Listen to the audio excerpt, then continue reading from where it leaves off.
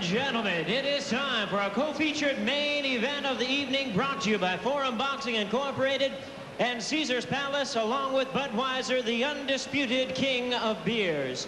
This bout is sanctioned by the Pentacontinental Boxing Union, President Thomas Hogan, Supervisor at ringside, George Yoshinaga. Along with the Nevada State Athletic Commission, the Chairman, Dr. James Nave, Commissioners Nat Carasali, Dr. Elias Ghanem, Luther Mack, and Crispin Rivera. The Executive Director is Mark Ratner.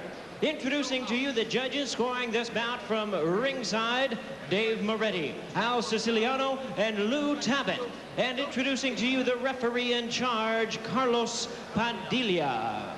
All right, fans, here we go with the co-main event of the evening, the Pentacontinental Super Bantamweight Championship, scheduled for 12 rounds of boxing. Introducing to you first the challenger on my right, fighting out of the red corner. He enters the ring wearing white trunks with blue and red trim and fighting out of St. Louis, Missouri.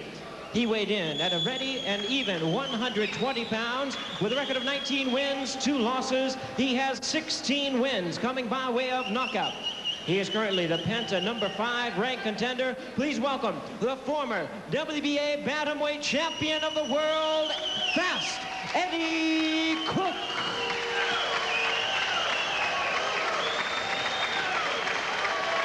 And his opponent across the ring, the defending champion in this bout on my left, fighting out of the blue corner. He enters the ring wearing white trunks with green and red trim, hailing from Mexico City, La Ciudad de Mexico. His weight, 122 pounds. His outstanding record is an unblemished 33 wins, no losses, 23 wins coming by way of knockout. He is currently the WBC number 3 ranked bantamweight contender in the world. Tonight, making his first defense of his Pentacontinental Super Bantamweight crown. Please welcome the fighter known as the baby-faced assassin, the undefeated Marco Antonio Barrera.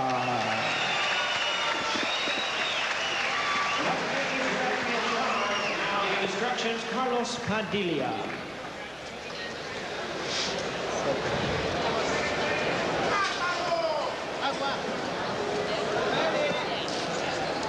You were already given instructions earlier. Any question? Okay, let's go.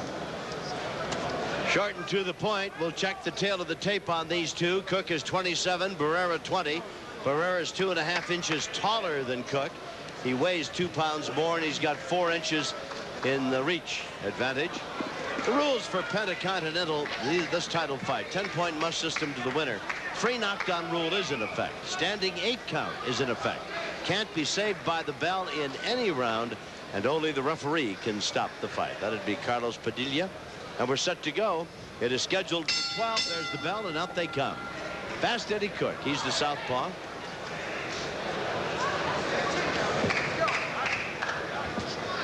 (19-2) with 16 knockouts against Marco Antonio Barrera, 33-0 and 23 knockouts. Tom, I'm expecting fireworks in this fight. This could turn into a real slugfest.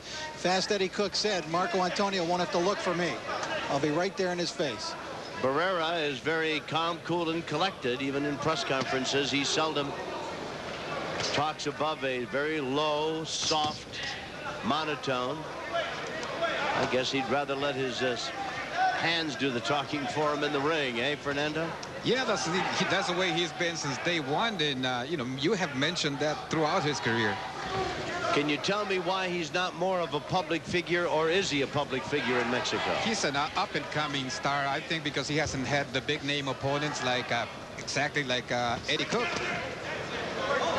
Well, Cook insists, as long as we brought his name up, that he is the best fighter this kid's ever been in against, and he'll be out to prove that point tonight.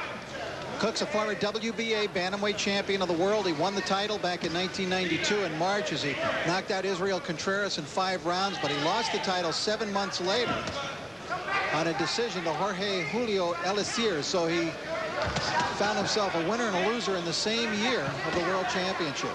These guys are wasting little time. They're setting up and teeing off on one another. Antonio Barrera is taller by 2.5 inches. Cook, the southpaw. One of the things that Cook showed in his previous fight was that he got nailed with a good left hand, Fernando. Cook got nailed with the left hand. It's a beautiful shot by Barrera, and Cook is in real difficulty. Big trouble. Carlos Padilla, Cook was between the ropes and unable to fight, and Carlos Padilla stopped it for a second to allow him to get back in. Cook got nailed with a solid left hand. I was saying that he was susceptible to the right hand, not so much the left hand. So he still has a good firepower. This is Barrera in his arsenal. Keep in mind that Cook is very dangerous, though, even in trouble here. 13 of his 16 knockout wins have come in the first 2 rounds. Lead right hand by Barrera, and Cook is in trouble again. Barrera is all over him. And they're going to have a count. Going to call it a knockdown, though Cook didn't go to the deck. That's part of the standing 8 rule. See, that's the right I was talking about. He leaves himself wide open for that right. Barrera knew this. There's the bell. It's time for friends to fly free. Round number 2 scheduled for 12. From the way Barrera started out, I don't know, but what this is going to be a short evening for him. In recent fights when we've seen him, he's had the tendency to kind of, it looks to us, loaf along a little bit. But tonight he's starting out like a man intent on business. Well, he pretty much waits for that opportunity and then goes to work, but he didn't have to wait too long tonight. Joining us at ringside, super middleweight champion Roy Jones Jr., who had a magnificent display of power and speed as he dispatched James Lights Out Tony in what was billed as one of the really great fights of the decade. It didn't turn out that way, not because the 2 men didn't try, but Jones just had too much for Lights Out. The champion's with us. Congratulations. What a great performance. Thank you very much. I'm glad to be here with you tonight. Roy, you couldn't possibly have thought it would be as easy as it turned out to be for you. Well, actually, I didn't think it would be too hard. I just thought in later rounds maybe he'd try to come on with a little surge of some kind, but it never happened. So it did turn out pretty easy. And I thought it was going to be somewhat like that, but I thought later on he would bring on something to the table for me to really deal with. And I was ready for that, but it never happened. Moving up to 168 was no problem for you. Will you fight there now at that with the title? Yeah, I'll do that for a little while. I may go back down to 60 for 1 or 2 fights too, though, because I still feel like I can make the middleweight division pretty comfortably.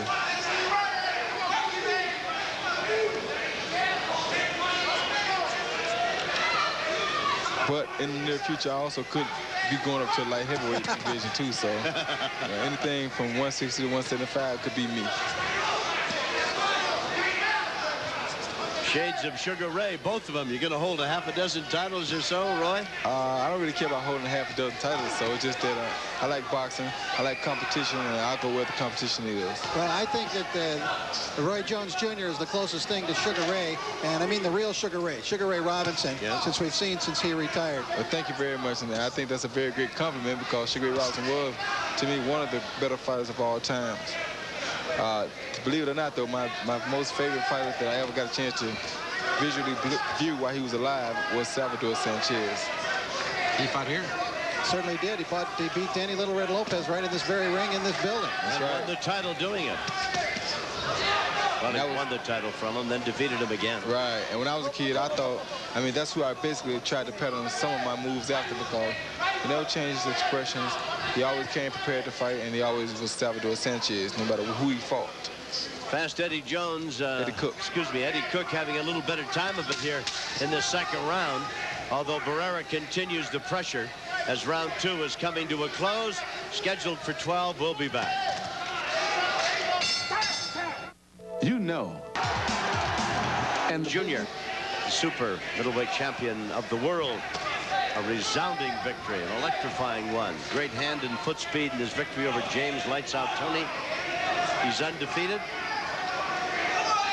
And his future very much in front of him. Tom, Barrera looks as though he's trying to set Eddie Cook up for another big shot here. And Eddie who was a guy who was always aggressive and always in your face. Said yesterday when we talked to him, he can adjust a little more in the ring, and he's showing a little more style now in this round in an attempt to be more of a boxer.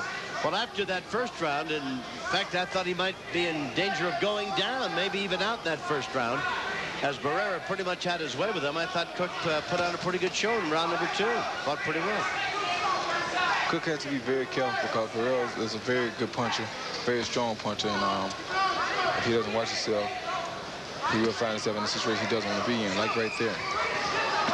A good body shot by Cook, though. Eddie says he's the toughest fighter and the biggest hitter this kid's ever faced, Roy. That could be true, but this kid is no slouch. He's a 33-0 record, and that's very difficult, even fighting against guys who are not supposed to be so good. So anytime you see a guy with a record like that, you know he's bringing something to the table. Keep in mind that this is only Cook's second fight in the last 2 years. And the fight that he had was just a month ago, and he was pressed in that fight. He had to work hard to get a 10-round decision against Juan Mendoza at the Forum. Well, he'll be pressed in this fight, too, and he'll be very lucky to come out here with a decision without getting stopped, because this guy's throwing good shot by Cook. He landed a pretty good right. He caught a left hand just before that. Lands a good left of his own on Barrera's jaw. He's got the power, Cook, to turn it around. Yeah, but Barrera will never let up, and you see his expression never changes. He has strong concentration, and he's into just making Cook work until he gets where he wants him. Then he's going to try to close in on Cook. Yeah, he's very poised. You know, Roy, and that brings me to mind of your fight with Tony. I was surprised, really, during that fight that you didn't take the opportunity. You were winning so easily, the way things were going very much your way, that you kept your mind in business and you kept your work ethic all the way through. You didn't hot dog and showboat during the fight, really. I mean, you just basically went out there and attended to business. Right, and that's because, you know, when a guy talks about beating me, that makes me very, very interested in going in and seeing what it is he has planned for me. So, I went in to be all business and to win that fight, not to go in and play around much. So this round coming to a close. We'll be back with more Barrera and Fast Eddie right after this. Right now, get the deal of the year on The Sports Pavilion. Out they come for round number 4. Fast Eddie Cook in the white, red, and blue. In the white, red, and green trunks, the baby-faced assassin, the undefeated Marco Antonio Barrera. Eddie Cook looked a lot better at the end of the last round. He landed a couple good combinations, and it looks like it may be a little bit more promising for him. But he still has to be very careful. Indeed he does. Barrera has knocked out 23 guys while winning 33 without a loss. Another guy you're quite familiar with, Vince Phillips, took care of business in our previous bout. Right, Vince looked very good to being laid off for so long. I think he's been off for about a year now. And coming out, good shot. Nice exchange. Cook landing a pretty good shot to the body, and he just did miss hitting Barrera on the point of the chin.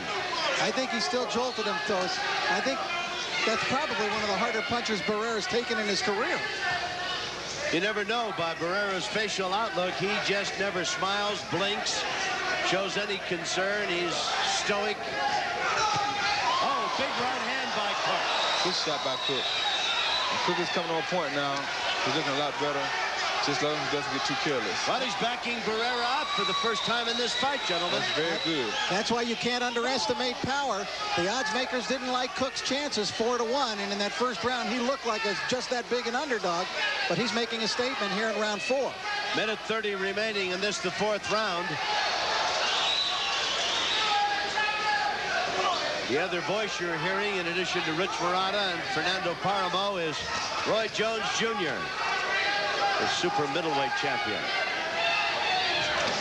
One of boxing's great fighters and great champions. And thank you. Just going to sit around and rest over the holidays, Roy, and take it easy? Yeah, I just sit back, play a little basketball, kind of take it easy. View my fight, look for mistakes, look for something to get back in the gym and work on, and I'll be back in action. But nothing scheduled definitely for you yet, huh? Not yet. Roy, are you going to maintain this fiercely independent role that you've had as far as not aligning with a promoter necessarily to continue to promote you one way or the other? Probably so. I may align with a TV network such as HBO or Showtime or something like that, but I think I'm going to pretty much work independently as a promoter. I think boxing fans hope that you and your father get back together again, Roy. We're pretty much together now. Just that the boxing part, it's very hard to do business with your family. Anybody who knows boxing knows that, oh, Cook just took a bad shot. Yep, and he's trying to tie Barrera up. Indeed. Round 4 has been a pretty good one so far for Cook, and all of a sudden he finds himself in trouble as the round is coming to a close.